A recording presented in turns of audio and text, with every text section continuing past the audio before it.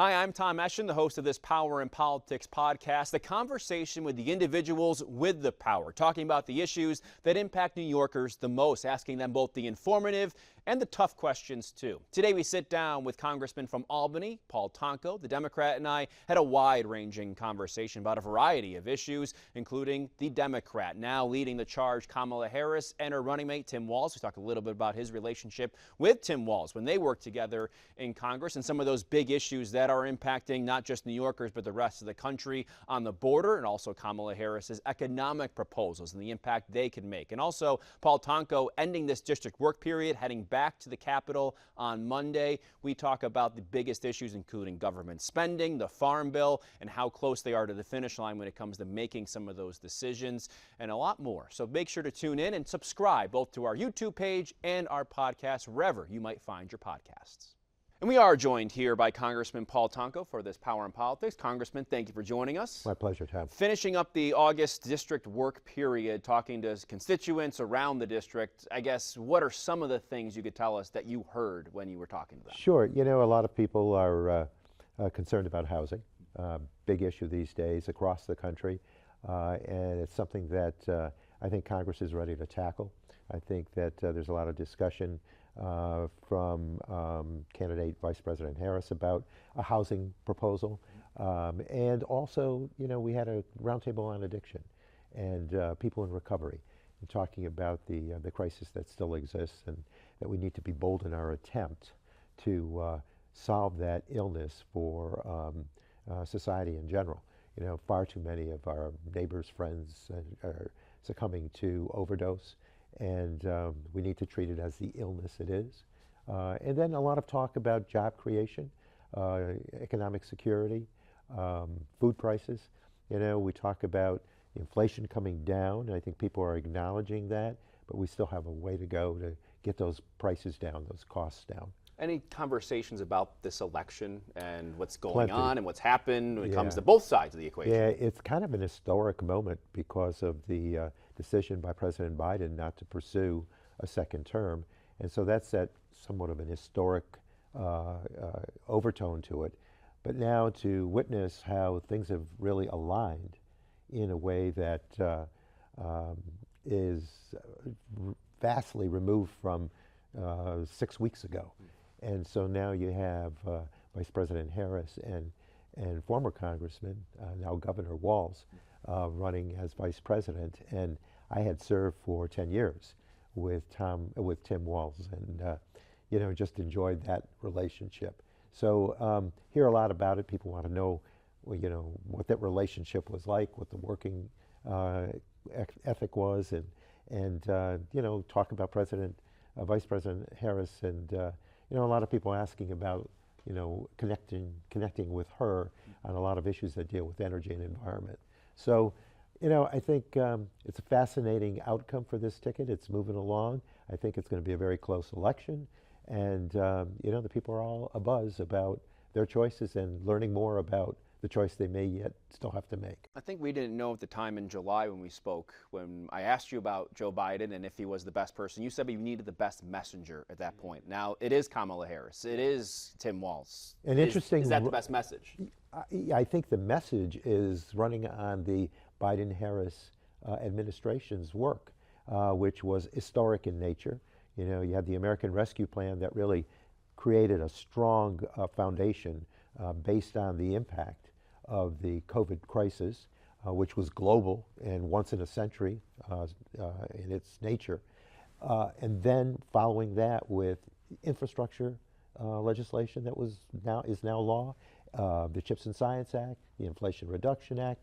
All of these are powerful tools that are building an economy out there, and it's running a span of 10 years in terms of investment. So the dollars are just going out the door. They had to rebuild as an administration some of the agencies so as to proficiently get the dollars out the door.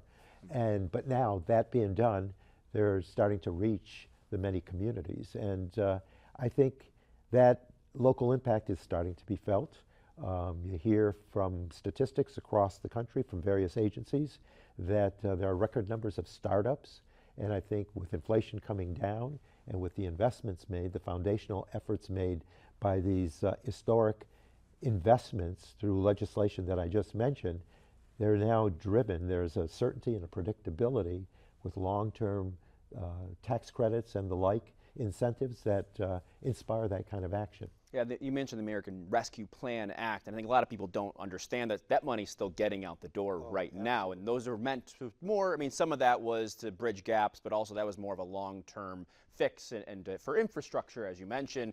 At the same time, those on the other side of the aisle will point to that and say, well, that's caused inflation, and that's caused prices that go up through this administration's last 4 years. How do you respond to people that say, well, things cost more under this administration than they did 4 years ago? Oh, I think their inflation was in large part caused by the international nature of the COVID crisis.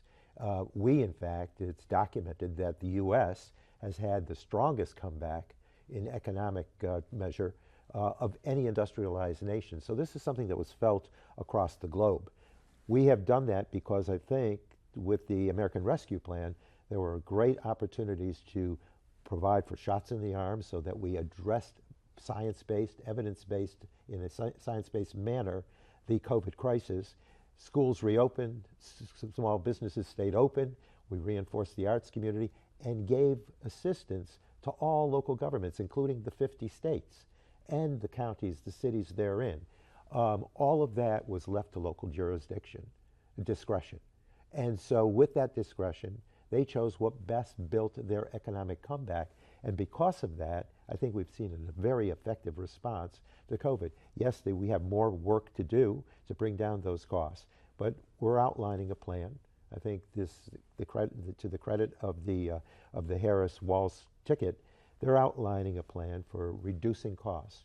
Some of those costs coming down were part of the Inflation Reduction Act, where we finally authorized the federal government to negotiate some of the most costly, most utilized pharmaceuticals. Heretofore, they were disallowed. That negotiation was disallowed. Now, they just released some of the earliest results there, where there's a drive down significantly of the prices people will pay for those medications, and this will happen on an annual basis. So it's a good step forward. The Vice President is talking about measures to make certain that consumers aren't being gouged by inflated prices for food. You know, many saw, record profits for some of these industries. They took advantage of that COVID spiral, and people were just numbed by the inflationary impact. Well, some obviously were gaining with record profits, and so now an effort that she'll make to go after that if elected. So Kamala Harris's economic proposals, this package that she's put out there, you mentioned the price gouging, the tax credits, there's been the housing, there's been all sorts of things that she's tried to address there. I've at 1.7 trillion people have estimated this would add to deficits. Are you concerned at all that this could contribute to inflation or just the cost of some of these policies? I think the best way to carve away at the deficit is to put people to work and to provide those incentives. And I think a lot of this package does that. But when you talk about deficit, one of the largest, perhaps the historic largest bloating of the deficit came under the Trump administration, around 8 trillion.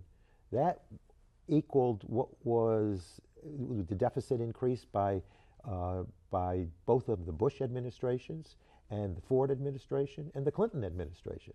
All of those together, combined, impacted as severely as that one shot during the Trump administration.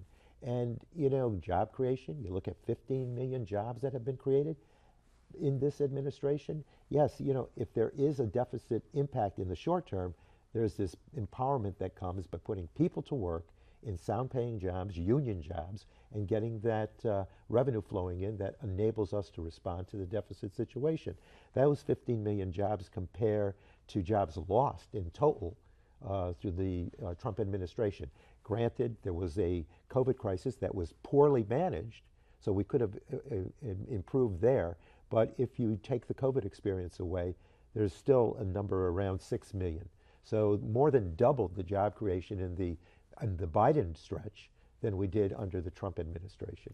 A lot of talk now about the border and border policy and Kamala Harris's role in that. First, I want to ask you about what you've been doing in the district, back to those conversations that you've had.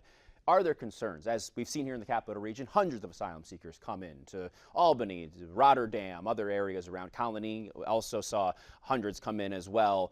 Was that a concern amongst the people you spoke about? It's always a concern. We have to have sound immigration reform. And I've been touting that message throughout my tenure in Congress.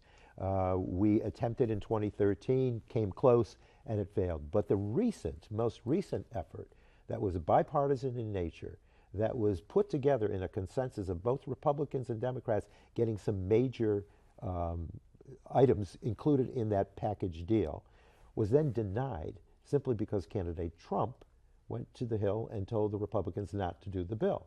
So they put politics over people. They put politics over country. And we really need to resolve that.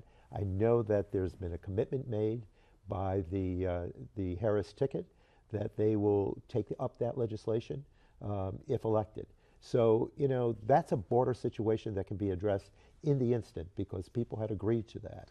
The Republicans have argued that they bring up the same, I guess, set of circumstances when it comes to these bills. That one was the one they voted on 2 years ago, they think was the good one, and then the one last year.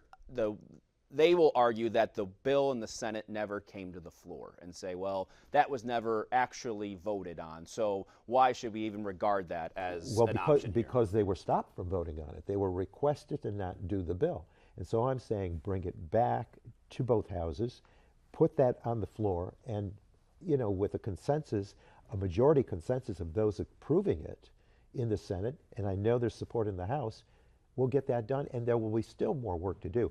Look, we need the resources for the court system at the border, for the review system, for the healthcare systems that are reviewed. All of this needs to be funded to the appropriate level, and the reforms have to be made so you streamline and expedite the process so that those eligible to come in. Those who are deemed unfit to enter will be caught in that process if funded correctly and if the reforms are done to the absolute best. Do you think Kamala Harris has done a good job in her role? I believe her role has been messaging to other countries, not necessarily what's going on when it comes to transactions at the border, but rather telling other countries what it's like to come here. Do you think she's done a good job? I think, you know, it's a difficult situation. We need those tools in the kit to get it done correctly. I think she messaged well. She has told people that, you know, we need to have stronger situations at the border. I think that this nation has always been open to refugees and those seeking asylum. I mean, many of the asylum seekers are women and children, and I think the American spirit, in a great majority, understands that we do not want to return these people to bloodshed in their homeland. And, you know, with immigration, we are a nation of immigrants. I'm a grandson of immigrants. And so I take it as a badge of honor to work as hard as we can to allow for people to enter in with a reform system that truly measures, you know, the healthcare situation and the situation at hand for any character missteps or whatever. Statistics don't show that a rise in immigration is tied to any rise in crime. There hasn't been any real rise in crime overall. Mm-hmm. Are you concerned about crime when it comes to immigrants and asylum seekers? I think that, you know, as you just indicated, the stats will show that the numbers are traditionally lower in that population than in the greater masses. And unfortunately, a lot of that is used as political fodder. And so people will, when there is a crime that's related to that individual that in that category, it's exploited in a way that adds fuel to the fire and fear. And the way to best address this is with statistics and moving forward with sound reform, as was initiated in the Senate. And it's unfortunate that political interruptions and political pressure came to bear that denied all of that progress. We spoke a few minutes ago about the roundtable of overdose. I mean, within this conversation, we've also heard about fentanyl, drugs coming over the border. Is that part of the equation here? Well, yeah, there's technology that needs to be employed to make certain that we do our best to trace any of this importation. But so much of the fentanyl, a lot of the fentanyl is brought in by U.S. citizens. It's become a big business, and the supply and demand on that is is a vulgar statement of greed and growing profit at the expense of people dying and being poisoned by fentanyl. So we have to do our best to make certain that we work at efforts of prevention, and again, checking with new technology so we can capture those who are trying to import, most of it coming through our ports where we need to do the focus. But also it's important for us to make certain that we invest with a boldness in the addiction crisis. If we're going to call it a crisis, an epidemic, then let's act accordingly and address it as the disease, the illness that it is. Enough of the stigma, enough of the character assassination. People innocently have been impacted by opioids, either through, it is amazing. I have talked to the recovery community. I make it my job to learn from them as the chair of the Addiction Treatment and Recovery Caucus in the House. I want to know everything about their stories. And it is amazing, Tom, how quickly people have become addicted. It could be from an injury, a broken leg, a surgery. They were given opioids and before they knew it, hooked. And, it again has to be addressed with boldness. We'll go from the border to farther international foreign policy. I spoke with Senator Kirsten Gillibrand back in July when we spoke as well. We talked about Israel-Hamas, and one of her proposals or thoughts was that Israel can't bomb their way to getting these hostages back. And of course, we just saw the tragedy of a number of hostages dying just within the last week. What do you make of that and her idea of a coalition of these groups over there in the Middle East coming together to try and fight these terrorist groups as a coalition, I guess, if you say, to get Hezbollah and all these other groups that are causing a lot of problems over there? Well, first of all, this latest tragedy, the 6 individuals, including Hirsch, whose parents I talked to at the Democratic Convention.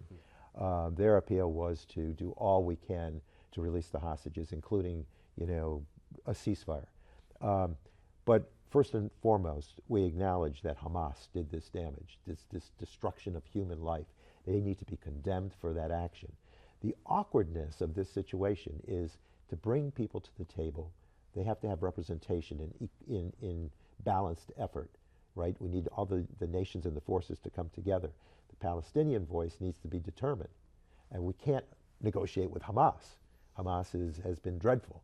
They have caused great pain, and there's been innocent lives lost in Gaza from both sides. So the cruelty to Gaza here needs to be addressed. And I have implored people to come to the table to strike a ceasefire and to come to peaceful resolve through diplomacy. This bombing, the war factors are not going to do it. And again, we condemn Hamas for the actions they took with these innocent 6. We've seen a ripple effect around the world, even here back home on college campuses specifically. You've had colleagues on the other side of the aisle say we want to withhold federal funding from universities if they don't do enough to crack down on pro-Palestinian protests, especially if they get violent. Do you think that's an option? I think that, again, we have to work away at efforts to inform and allow for people to make expression, but this whole growth of division is not going to help with bringing the forces together for a ceasefire. The anti-Semitism that exists out there, I'm sure there's statements made and a denouncement of Palestinian backgrounds. All of this has to be addressed in policy formats so that it calms the fears and the outbursts and allows us in a more natural setting to come together to strike for a ceasefire and end this warring in the Mideast. Do you think colleges need to do more to control that narrative, control what's being said? Yeah, it's a balancing act that's very difficult because of the freedom of speech, but students of any persuasion should not be fearful of going to class and to continue their studies and matriculate. And so it's a tough assignment for the higher ed community, but I think that freedom has to be there, but at the same time, stop the hate and the violence that could be brought upon college students, fellow college students. Well, let's transition here to some of the different initiatives you're working on right now. I'm going to talk about the gambling aspect. You were here a few months ago talking to Liz Bishop about that. Where are you? I know that's something you've been working on for a few years now. Are you getting traction? Is there enough momentum behind this? And what are some of the challenges in getting some of these guardrails aligned with what you believe and what you think should happen here? Yeah, we started with a Betting on Our Future Act, which was a focus on advertising. Yeah.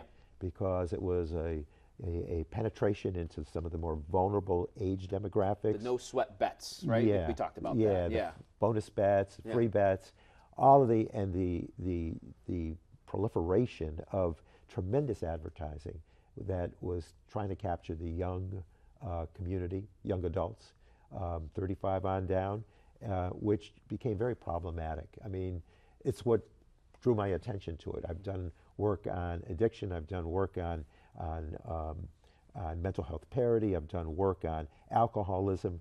And as chair of the Addiction Treatment and Recovery Caucus, when it came to my attention from young people showing me their technology, their social media, and how much of an effort is made to encourage them to make a bet, and then you found yourself chasing the losses, right? So we did our first focus on advertising, but then as we further explored the situation, we came up with 3 standards of a foundation that we think need to be addressed. That includes the advertising, as we did in the first bill, affordability, and AI. With the advertising, we don't think that for these vulnerable audiences, you should not target when they are prime in the audience.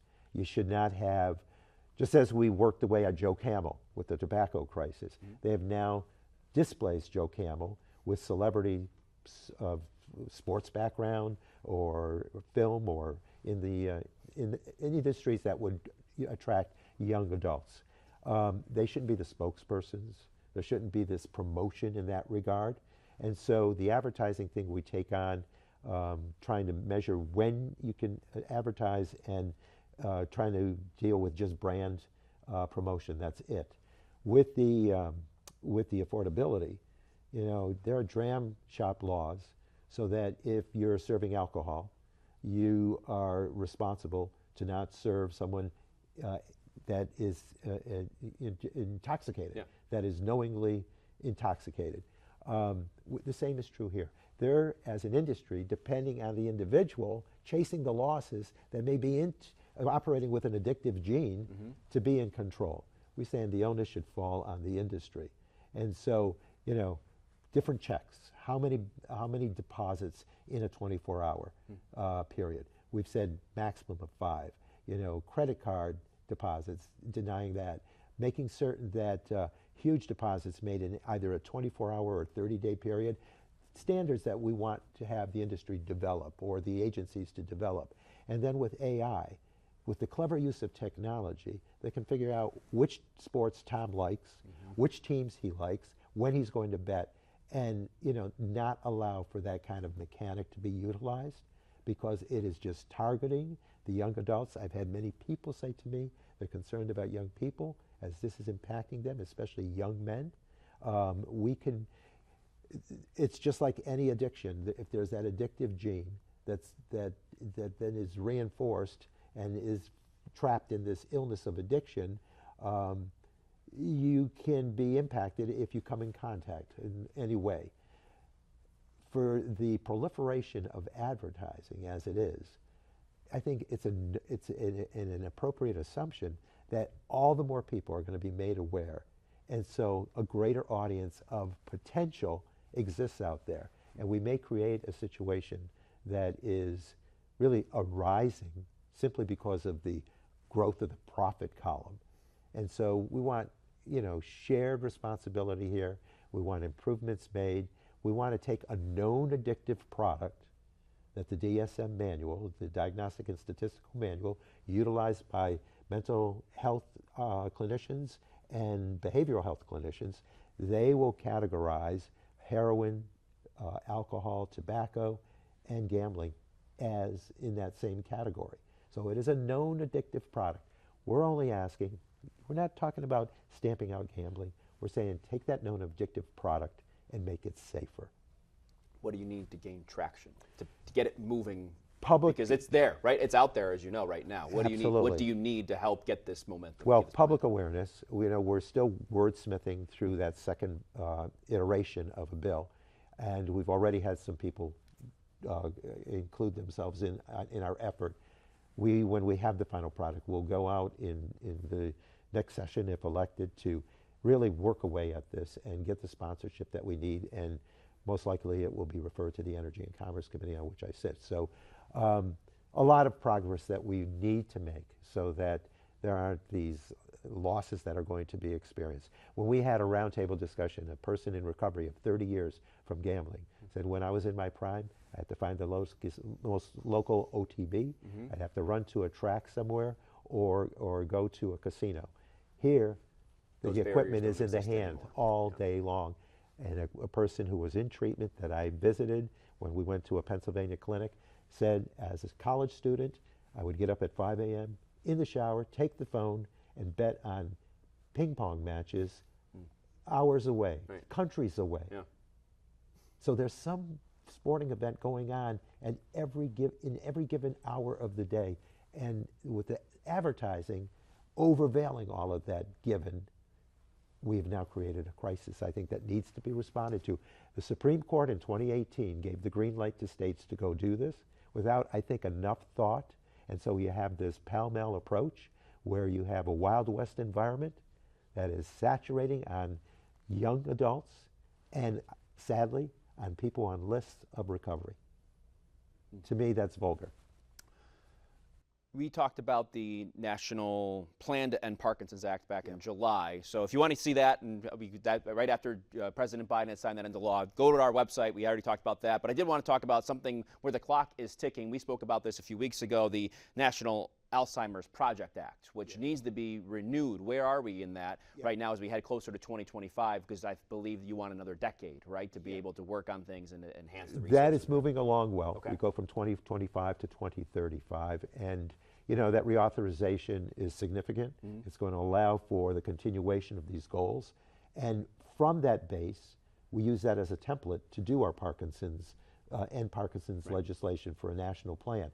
It very much mimics what's done there, and for the 1 million people in America, in round numbers, that live with Parkinson's, this is an opportunity for hope.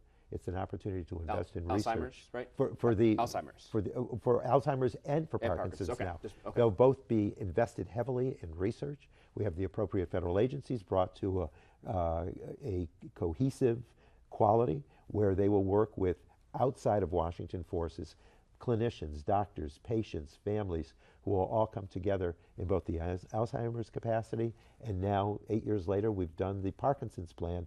So hopefully all of that will enable us to take the two most neurologically impacting diseases that Americans struggle with and make great progress in finding that cure, which is so vitally important.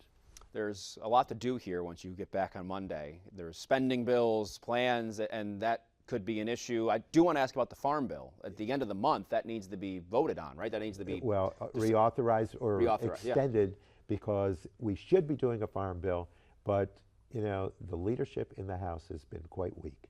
They cannot come to consensus on so many formats, including the appropriations bills. We've done some easy ones, but some of the easy ones still didn't get passed on the floor or didn't make it to the floor, as is true with the Farm Bill. So that one will probably have to be further extended, but there are so many opportunities there to address the issues that are important to the farming community, to the climate issue, where farming is a great contributor to success there, to utilize new concepts that they have, to conquer the carbon and elements of pollution in the atmosphere, but then also to address hunger programs, because a number of the food insecure communities, the hungry demographics from children to seniors are addressed by that Farm Bill. So we've got the budget to do with all these appropriations bills still remaining. We've got the Farm Bill. That will take up most of the time from now to December. And you know, we were released on the August work period early because they could not, as a majority, come to an agreement amongst themselves. And we said, look, if you want our support, We've got ideas, but they need to be incorporated in the bills in a consensus like was done on the border bill. Do you think there's a shutdown imminent? I would hope neither side wants to have a shutdown. I think it would be a terrible outcome. We need to do all we can, and if that fails, a CR, a continuing resolution to carry us through the next several months will be the outcome. I'd be remiss if I didn't ask about this latest news regarding Governor Hochul and the aide, Linda's son, who's been accused of working for the Chinese government while in the Hochul administration. Is that a concern to you? The headline is a concern. I don't know enough about the situation at all. It's something that I just saw in a headline today in the news. But I am certain that people will work through that issue and make a determination of just how this happened and appropriate action to follow. Okay. Finally, last but not least, I should say, we always try to make sure we ask a little bit more about you in terms of, you've been in Albany for a long time now, and you've been working for these people, going around the district. What is something you enjoy about this area that continues to bring you back and invest year after year? Yeah, I think it's a very interactive district and one that's very technically savvy. In fact, one of the things I'm fighting for is to have the center, the National Center for Semiconductor Science, landed right here in this region. And it's because we're so technically savvy. We have all three elements of the equation, I think, here rocking and rolling as best it can. Research, we've got private sector with GE research in Niskayuna, and we've got campus research like that in our technical campuses like RPI. We've got nanoscience with their application for R&D. We've got manufacturing in global foundries and various spin-offs now. And we've got workforce development going on in our community colleges, so to hone the skills for semiconductor nanoscience growth. So we've got the R&D, the manufacturing, the workforce development. We're a natural, and we're going to continue to fight for that. But to your question, I think the interactive nature of this district is a powerful one. It's one that's unique, and the technical savviness of that interaction. A lot of technical minds that land here or have developed here simply because of, I think, the innovation spirit. I have that dating back in our DNA to the Erie Canal. I think it gave birth to a series, a necklace of mill towns that have become the epicenters of invention and innovation, and that is still part of our DNA today. A pioneer spirit that's driven by technology, and so we're a fertile ground for that next generation of jobs that are coming with the investments made by the Biden-Harris team. I have to ask, because we just did a story on the Erie Canal. The 200-year anniversary is coming up here in 2025. There's groups and people that feel like there's traction in getting that canal back towards the city and reconnecting it, unearthing that lock. Where are you in that? That could require, I mean, I think it was John McDonald who said there's federal dollars out there. Here's the federal dollars. The great process of the Erie Canal to connect a great ocean like the Atlantic to the Great Lakes was a driving spirit. He was condemned. It was tough economic times. He continued with the dream. He wanted to tether it. It was his folly, as everybody labeled it. But what did it do? It provided great manufacturing growth. And so I think history can instruct us, and place destination is powerful. I think it's a way to grow heritage tourism for our area. But place esteem is powerful, like self-esteem. Where you live, where you were raised, where you were growing, where your growing years were, where you work. All that sense of place is powerful. So I think as an engineer, I would love to see some demonstration projects of bringing back some of the canals into a working status so that people can understand what that meant to the growth of this region and how it developed a manufacturing saga that impacted quality of life around the world, not just in these United States, and inspired a westward movement. Thank you very much, Congressman Tonko. My pleasure. Appreciate the time. My pleasure, Tom. Always a pleasure. Thanks for listening. Hit the subscribe button right now so you can stay up to date on these news-making conversations about the issues impacting New Yorkers the most: power and politics.